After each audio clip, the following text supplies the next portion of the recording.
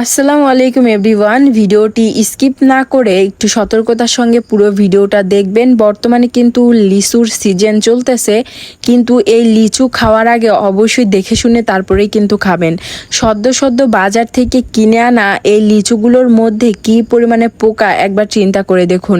হঠাৎ করে লিচুটি ছিলে খাওয়ার সময় হঠাৎ করে আমার চোখে পড়ে যে লিচুর মধ্যে এরকম পোকা। আসলে এগুলো অতিরিক্ত ফরমালিন দেওয়ার কারণেও হতে পারে বা বিভিন্ন কারণে কিন্তু এটা হতে পারে। আপনারা দেখার আগেই এই জিনিসটা অবশ্যই শেয়ার করবেন, যেন এটা দেখে সকলেই সতর্ক হতে পারে। লিচু খাওয়ার আগে সাবধান।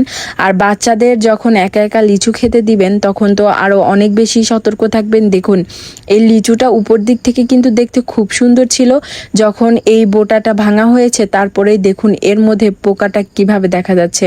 এই পোকাটাকে আমি আস্তে আস্তে বের হতে দিচ্ছিলাম, যে এটা যাতে খুব ভালোভাবে বোঝা যায় যে এর মধ্যে পোকাটা কীরকম ছিল। ভিডিওটি অবশ্যই শেয়ার করবেন, যেন এটা দেখে সকলে সতর্ক হতে পারে। আর লিচু খাওয়ার আগে সকলে অবশ্যই সতর্ক থাকবেন।